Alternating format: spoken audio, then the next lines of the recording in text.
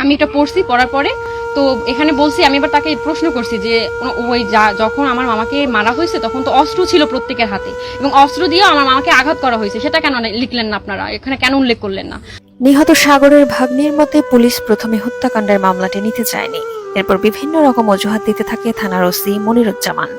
এরপরেও মামলা করা হলে অস্ত্রের নাম উল্লেখ না করা, মূল আসামিদের মামলার বাইরে রাখা, মামলার সংশোধিত কপিতে নিজেদের মিথ্যা বয়ান দিয়ে ভুল বুঝিয়ে বাদীর সই নেয়ার অভিযোগ আনেন সাগরের ভাগ্নি।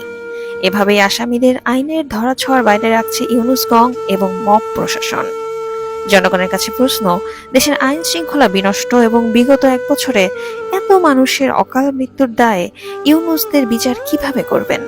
না বুঝে ওখানে সিগনেচারটা করে, এবং যারা মূল হোতা মানে মূল আসামি যারা এই ঘটনার সাথে যারা সম্পৃক্ত আছে একদম সরাসরি, তাদেরকে না দিয়ে যারা জানেই না কিছু তাদেরকে এটা দেওয়া হয়েছে। হ্যাঁ, এবং মামলাটা অনেক হালকা করানোর চেষ্টা হচ্ছে। এই জন্য আমার মা আজকে ঢাকায়, উনি বাদী এবং মামলা নিতে চাচ্ছিল না।